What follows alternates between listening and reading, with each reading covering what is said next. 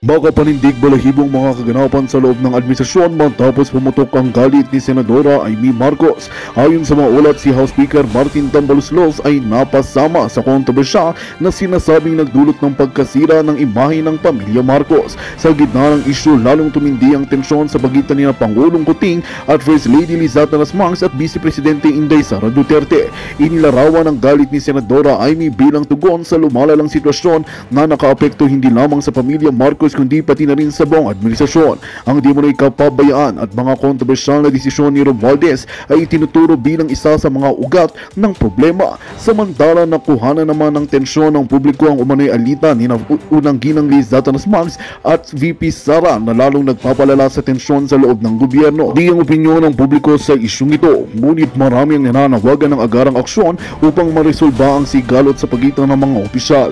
Habang patuloy ang ingay sa politika, ang mga mamamayan ay naghihintay ng malinaw na sagot mula sa bawat panig upang maibalik ang tiwala sa pamahalaan. Tila isang matinding hamon ito sa administrasyon na ngayon ay nasa gitna ng isang krisis na maaring mag-iwan ng matagal na epekto. At yan nga ang balitang ating pagkakatutukan. Ngunit bago ang lahat, siguraduhin mag-subscribe at ihit ang notification bell para sa patuloy na pagtutok sa mga silip ng bagong balita sa tunay na boses ng masa.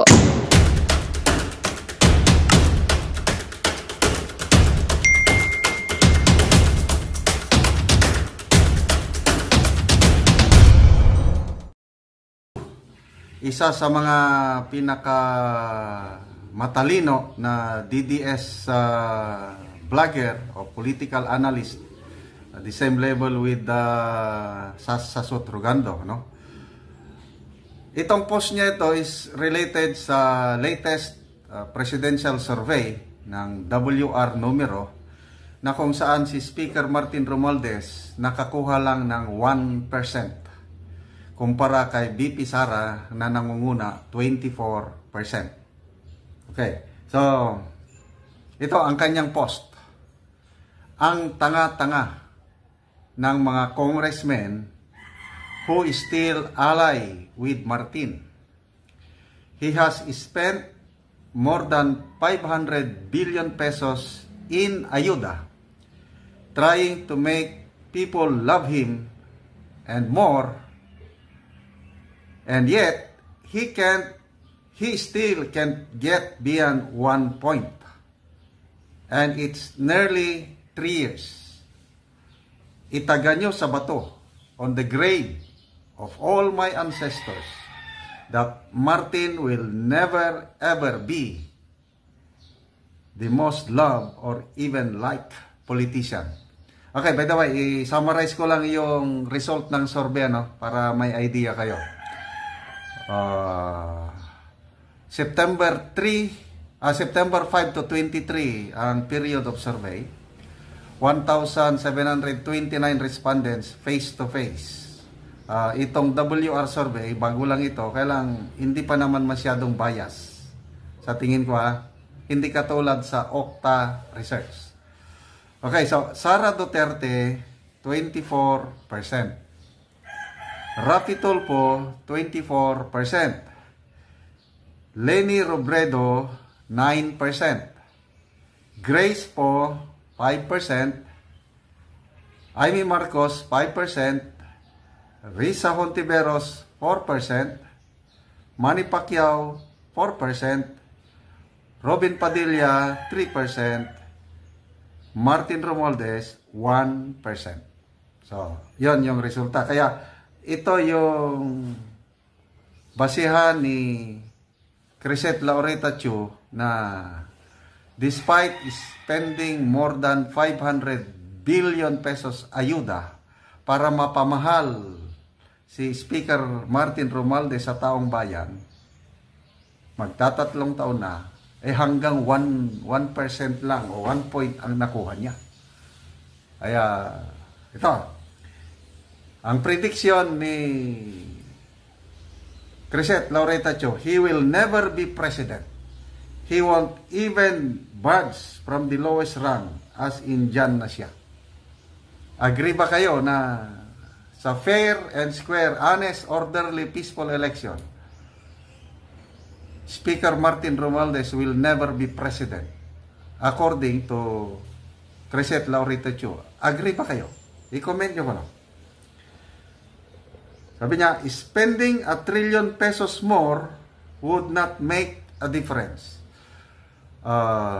By next year, ang isiningit na naman na ayuda is 39 billion, yung AKAP.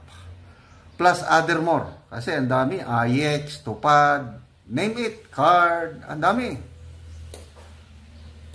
Kaya expect more ayuda in the years to come. Kaya sabi ni Crescent, kahit ilang trillion pesos pa yan, hanggang dyan na lang si Speaker Martin Romualdez. Kulelat palagi. Agree ba kayo? Okay, sabi niya, it's not the money. That's the issue. It's not the money. That's the issue because ito, grabe tong kanyang he is so uncharismatic, so unlikable, so insincere. You can sense, for lack of a better word, the blank in him. Hindi ko na lang banggitin yung word dahil medyo masama. Uncharismatic, unlikable, insincere. Grabing adjective ni Crescent Laurita Chu. Agree ba kayo?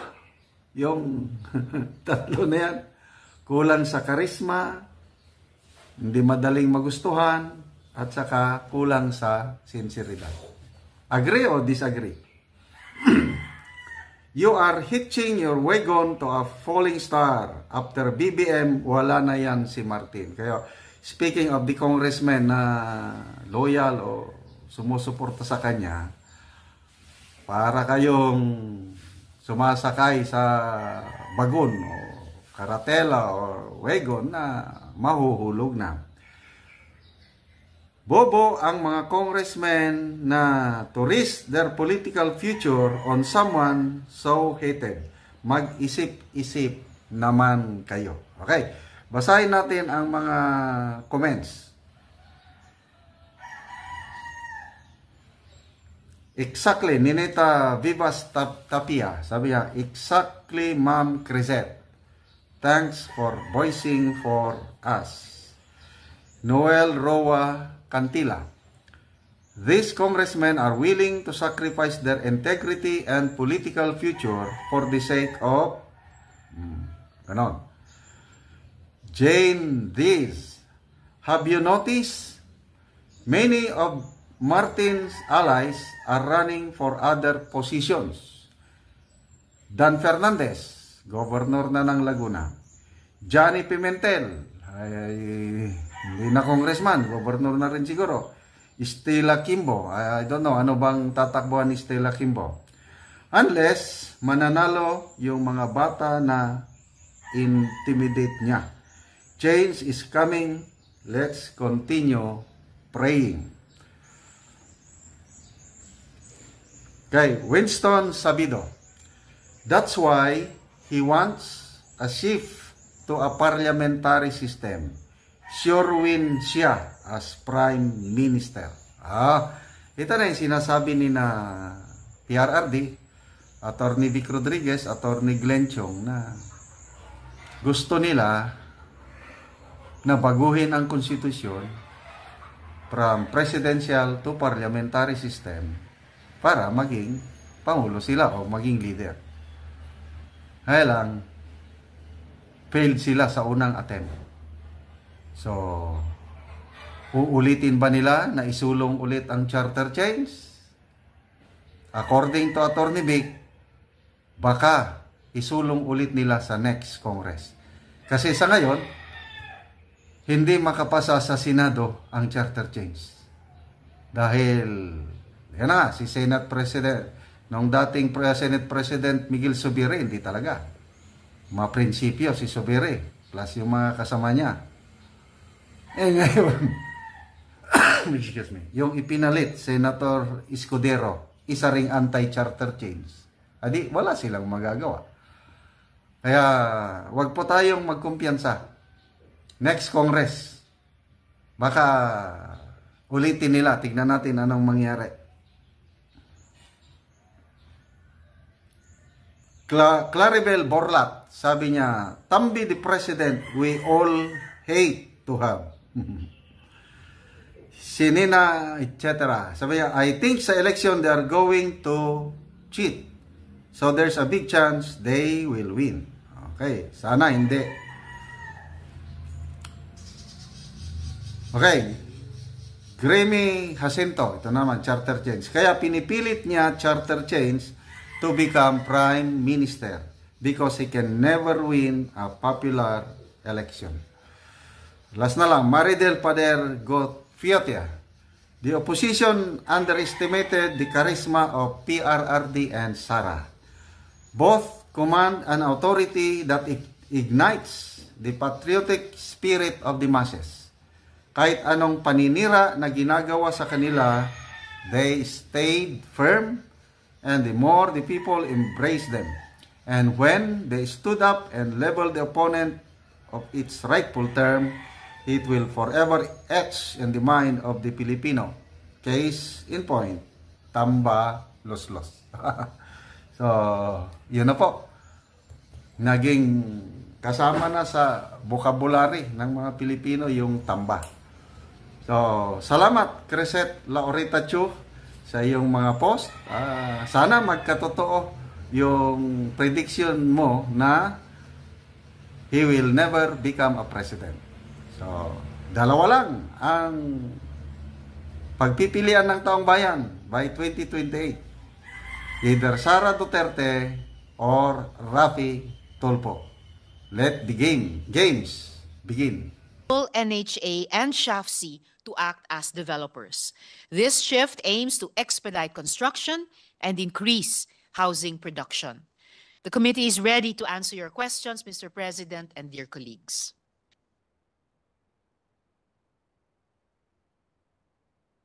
Majority Floor Leader. The minority leader is scheduled to interpolate. I move that he be recognized. The Minority Leader is recognized. He may proceed with his interpellation. Thank you, Mr. President. With the permission of our sponsor, we can proceed. Yes, Mr. President. So,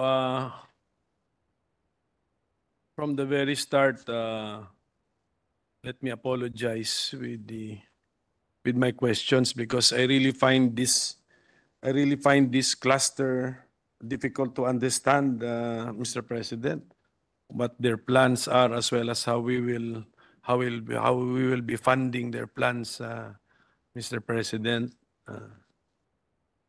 So, our sponsor has stated that this sector led by the DSUD has revised targets. Ang original ata 6 million ata. Yes, Mr. President. At the start of the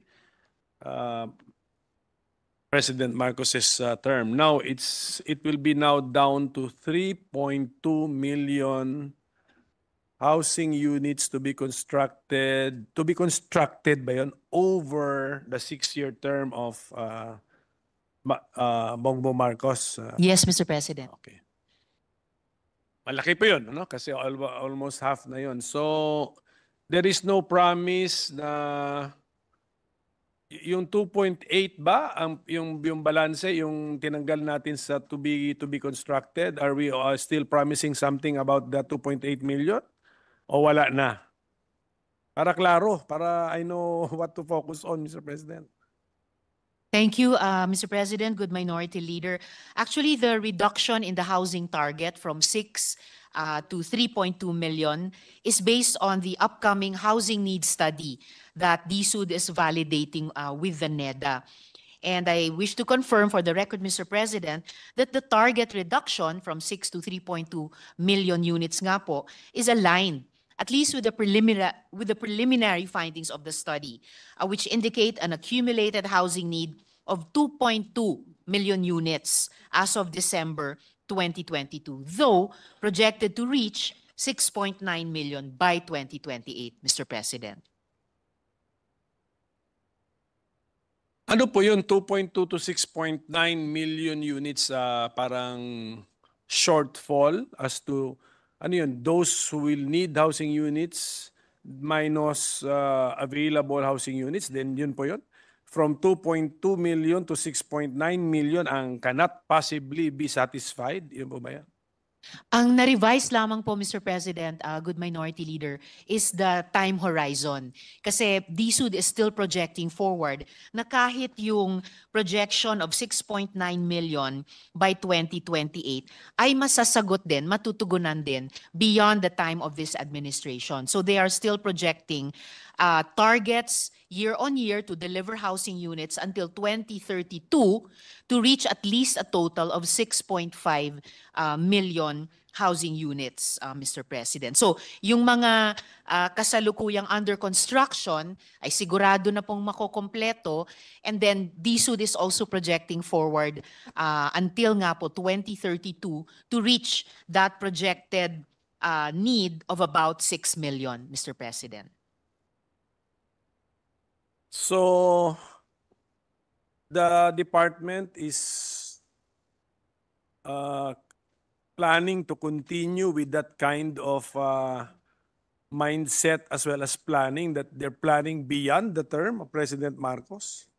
Of Ganun course, ba yun? Mr. President, they can only rightfully exercise that mandate hanggang pong 2028. Pero siguro po, iiwan po nila yung kanilang track record, their accomplishments by year 2028, lessons learned for the consideration of the next administration at yung susunod pong department. Pero at least po, meron po silang maibibili na mga indicators na based on what they intend will be a successful accomplishment of their targets until 2028 na posibleng mode of meeting the housing needs even for the next administration.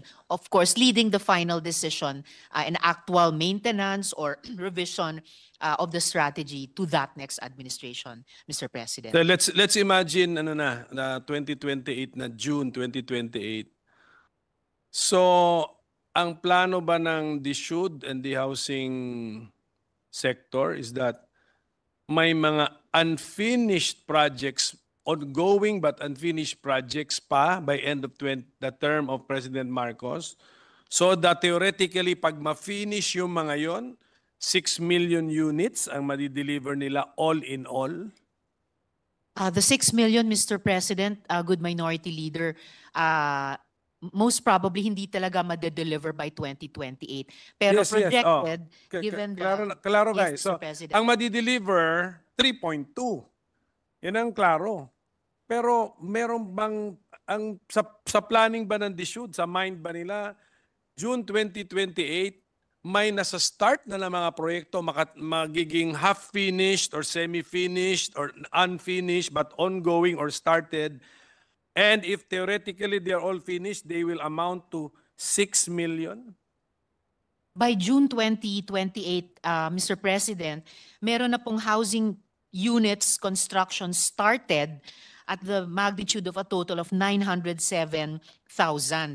And yung maa-address by actual construction completed or started by 2028 ay yung pong 3.2 million. Yun po yung target tugunan ng 4PH program in the total housing gap of 6.9 million.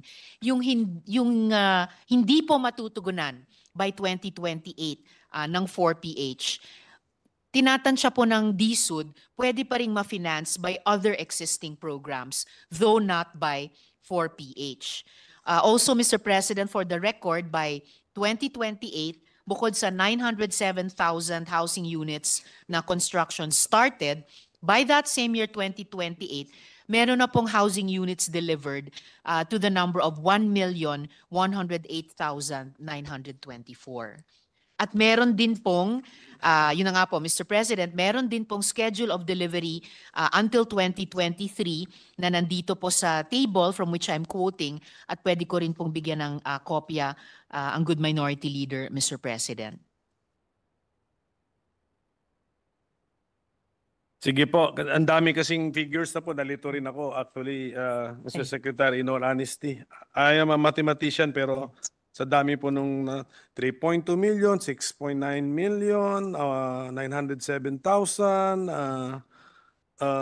iba-iba pa. So, I apologize, Mr. if- President. if in writing na lang po Yes. sana kung ano yung mga Opo. targets. I will do that po, submit in writing to the good minority leader, Mr. President. Ito pong mga datos from year 2024 till 2032 na housing units delivered at saka housing units construction started para papunta dapat dun sa target dapat na mga 6.5 million units by year 2032 as a projection. Mr. President, Madam Chairwoman, bakit ba natin kailangan banggitin pa yung 6.5 na 2032? Alisin na lang natin siguro. Let's just, what is the plan talaga of the, okay, what's the plan of the SHUD? 3.2 million housing units finished and started. Tama, ganun. Finished and started construction. Yun yata, para klaro eh. And then the entire cost, syempre, when you plan, may costing you 3 trillion. Did I get that correctly? 3 trillion pesos?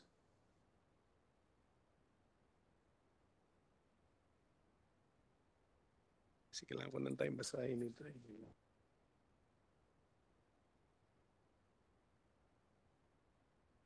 Option to appeal to ito yung exact. Opo, ito na sir yung question na galing sa kanila. Kaya tagaling sa ito gusto lang nilang ipasok sa court na yung plan. Mr. President, good minority leader, the cost of the 3.2 million housing units would come to 4 trillion pesos, Mr. President. And the advice of the good minority leader, Mr. President, is well taken. Siguro hatiin na lang namin itong mahaba-habang table at least to end by 2028 and then pwedeng separate table yung na-foresee ng DSUD na pwedeng ma-achieve by 2032 if the similar strategy will be pursued by the next administration, Mr. President. Kasi pwede kasi pang-impress yun eh. Pero alam mo na, yung katotohanan na, kaya yung umpisa natin 6 billion, impress eh. Pero adjust ka agad yata. Siguro nag-adjust ka agad yata, one year, one and a half years into the administration, 3.2 na lang, in-adjust ka agad eh. Mr. President, so... Although I thought, Mr. President, that the good minority leader also welcomed that adjustment as a sign na mas nagiging realistic yung DSUD. Is that the final adjustment from the sector? Talagang na-compute nyo na po yan na may computer simulation pa, may... At the cost of 4 trillion, so dito na pumasok yung financing, how to finance it. Hindi to entero gobyerno ang naisip natin, di ba? That's why narinig ko yung we need a government guarantee. Yes, Mr. President. Do we already have that government guarantee? Mr. President, good minority leader, sa ngayon po, pinoproseso na ng DSUD sa gobyerno, particularly sa Department of Finance, yung mga detalye at go signal para dito sa government guarantee. And yes, Mr. President, dun sa tanong ni minority leader kanina, pinlano na po talaga year on year hanggang 2028 yung housing units delivered, yung interest subsidy requirement, at pati po yung guarantee requirement year on year hanggang 2028. So firm plans po ito, hindi po ito isang pangarap lamang, Mr. President. Without government guarantee, hindi siya ma-achieve.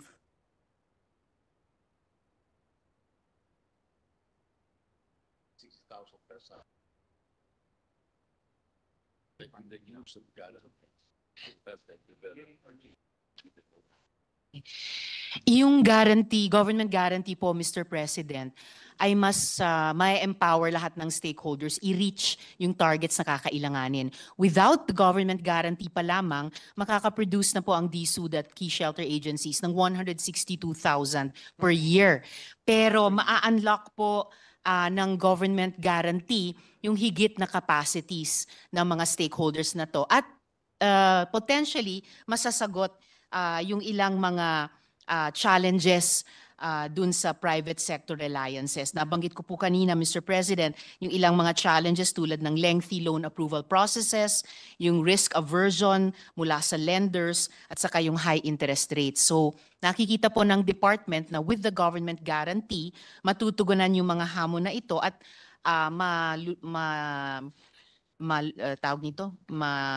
aayos din po, masusolusyonan yung mga problema, Mr. President.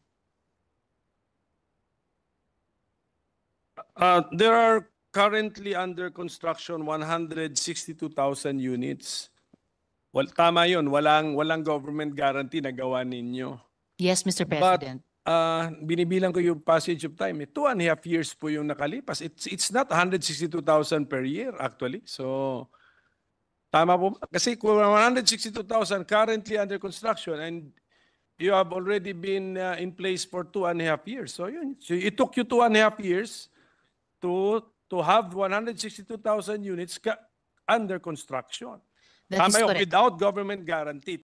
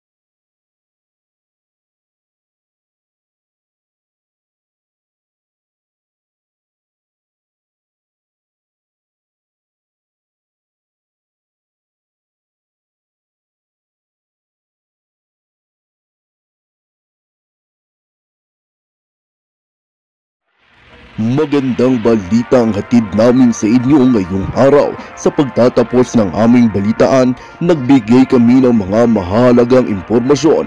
Maraming salamat sa pagtutok at pagsuporta sa aming programa. Huwag kalimutang manatili sa mga susunod na araw para sa mga bagong balita at mga kwento na dapat nating abangan. Mula sa Boses ng Masa, magandang araw, Pilipinas!